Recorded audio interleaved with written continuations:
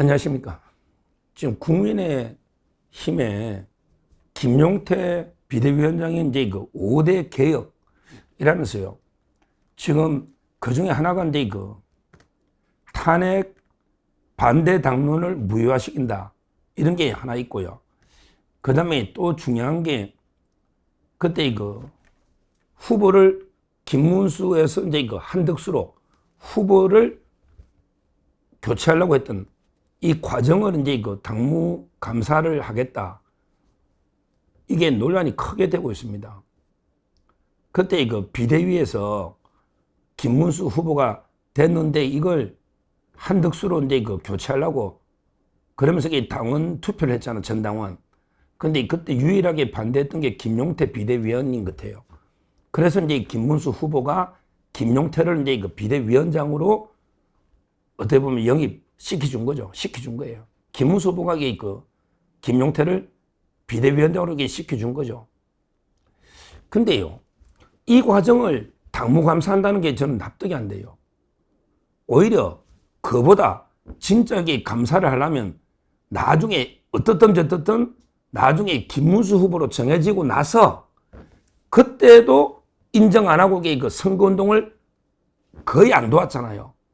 솔직히 현역 의원들, 특히 그 한동훈계나 이 사람들에게 그 김문수 후보 선거를 아무도 안 도왔거든요. 그건 다 알 거예요. 정말 국민의힘의 의원들이 죽기 살기로 선거를 뛰었으면 이런 식으로 또 패하지는 않을 수도 있다. 이렇게 보는 분이 많아요. 선거운동을 제대로 안 했다니까. 오히려 이게 더 문제 아닙니까? 자, 후보 교체 과정은요. 이거는요. 다 우리 전 국민과 당원들이 다 알고 있는 내용이에요. 이게 왜 지금 문제가 됩니까?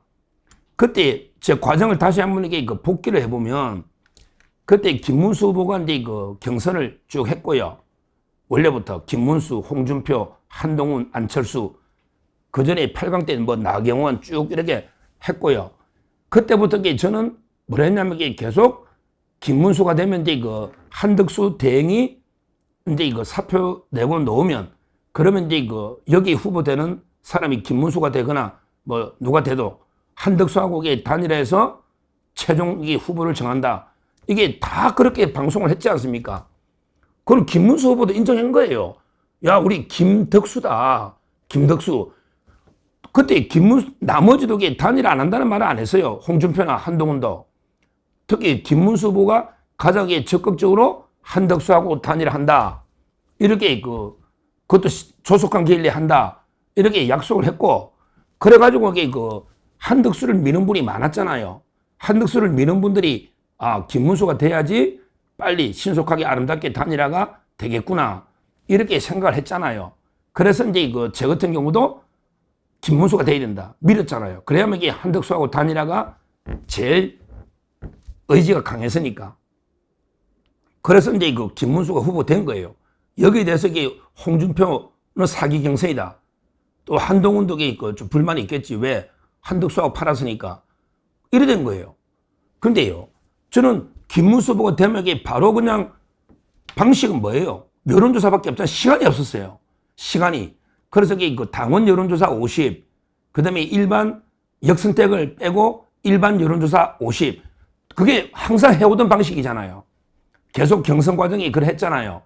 따라서 그거는 논란의 여지도 없이 당연히 당심 50, 그 다음에 역선택을 빼고 민심 50, 이래가지고 바로 그냥 단일화 저는 할 걸로 봤고 했으면 김문수 후보가 이겼을 수도 있다니까요.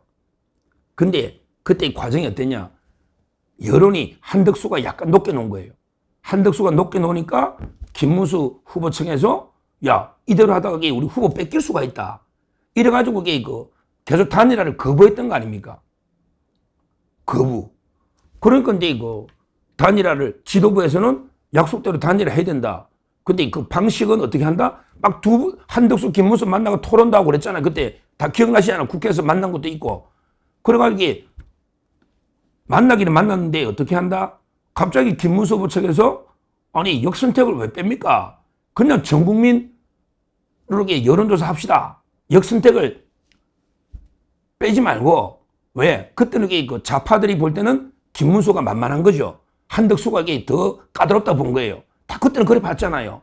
그러니까 이제 그 좌파들은 김문수를 밀었단 말이야. 그러니까 이제 그 단일화 협상 과정에 역선택을 이거 당연히 빼야 되는데 이것 때문에 또 무산되고 그러면서 그 당원 투표하니까 그때 김문수 후보 측에서 가처분을 몇 번 했잖아요. 원래는 이게 재판하면 안 되는 거예요. 가처분을. 근데 가처분 한 번 해가지고 법원에서 기각됐고 그 다음에 또 가처분을 2번 한 거 아닙니까? 2번을. 그러다 보니까 이제 그 지도부는 시간이 없고 하다 보니까 이제 그 빨리 전당원 투표를 해야 된다.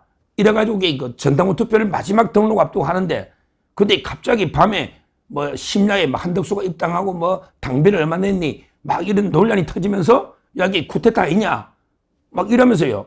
이걸 막은 게 한동훈계잖아요. 한동훈계에서 이렇게 후보 교체하면 되느냐. 이래가 이게 전당원 투표에서 아슬아슬하게 0점 얼마 차로 그 부결대가 한덕수가 못 나오고 결국 김문수 후보가 된 거. 이 과정을 누구보다 적나라하게 다 알고 있잖아요. 이걸 이게 당무감사하면요. 김문수 후보 약속 어긴 게 제일 먼저 김문수 후보부터 문제되는 거예요. 물론 징계는 안 한다고 하지만 왜 약속 어겼냐? 왜 단일 안 했냐? 왜 그러고 이게 법원으로 가져가냐? 가처분을. 왜 정치 문제를 법원에 가져가냐? 김문수 후보도 이게 문제되는 거고요. 또 이게 뭐 한밤에 들어왔으면 왜 갑자기 기습적으로 한밤에 입당하냐? 또 혼자한테 기회 주냐? 뭐 이러면 이게 지도부도 문제될 수 있는 거고요. 또 한덕수도 문제될 수 있는 거. 이걸 이게 지금 와서 이게 당무감사를 해가지고 뭘 더 밝힙니까? 다 알고 있는데. 이거는 이게 저는 어떤 의도가 있다 봐요. 이게 저는 어떻게 보느냐. 한동훈계에서 친윤을 제거하기 위한 고도의 작전을 봐요. 한동훈계가 그때 이거 막았거든요. 한동훈계에서 친윤들, 특히 권성동, 권영세, 친윤, 이양수 사무총장 제거하기 위한 그걸 봅니다. 김문수 후보 측에도 이거 거론되는 거 안 좋아해요. 왜냐하면 이게 자꾸 거론되면 김문수 약속 어긴 것도 나올 거 아니에요. 그러면 이게 김문수, 한덕수 다 문제되는 거예요. 지도부까지. 그러면 이게 한동훈계가 이걸 이게 밀어붙인다. 이 말입니다. 이게 저는 문제가 이걸 지금 당무감사할 이유가 뭐냐 말이야. 다 지나간 이야기인데. 그러면 이게 진짜 당무감사 하는 게 뭐냐. 제가 보기에는요. 자, 그렇게 우여곡절 끝에 당원들이 여기서 부결이 됐잖아요. 그러면 이게 그 김문수 후보 됐잖아요. 그러면 이게 어떻든 저떻든 과거를 다 잊고 바로 이게 김문수 후보 적극적으로 밀어야 되잖아요. 그게 도리잖아요. 맞잖아요. 그래서 저는 서정TV에서는 단일화를 해라. 이렇게 원칙을 지켜라. 저는 중립이지만 단일화 해라 했고 근데 그게 부결대가 김문수 후보 됐을 때는 바로 이게 김문수 적극 밀어야 된다. 저 죽기 살기로 김문수 선거운동 지지 방송했지 않습니까? 이게 맞잖아요. 근데 한동훈 측에서 어떻게 했어요? 한동훈 측에서는 그냥 그 김문수 후보를 만들어주고 저기 당원 투표에서 대거 들어가가지고 쿠데타다 이러면서 친윤 지도부를 공개하면서 김문수 후보를 만들어 놓고 그다음부터는 이게 나 몰라라. 선거운동을 안 했잖아요. 한동훈가 선거운동 했습니까? 한동훈계가 선거운동 김문수 밀었습니까? 이게 더 저는 문제라 봐요. 아니 김문수 후보를 자기가 그래 친윤들이 쿠데타가 김문수 쫓겨내려서 실패했다. 그러면 이게 죽기 살기로 김문수를 밀었어야지. 근데 뭐라 했습니까? 김문수는 어차피 안 돼. 어차피 안 되면 한덕수 하도록 두지 말로 김문수를 지켜줍니까? 어차피 안 된다고 계속 제가 떠들어. 그러면서 이게 우리가 당권을 잡아야 돼 한동훈계 이랬잖아요. 그러니까 저는 오히려 그 한동훈계가 그 이후에 김문수 후보로 최종 확정됐음에도 불구하고 김문수는 안 돼. 이렇게 김문수를 공격하면서 선거운동을 사장이 보이콧하고 안 했단 말이에요.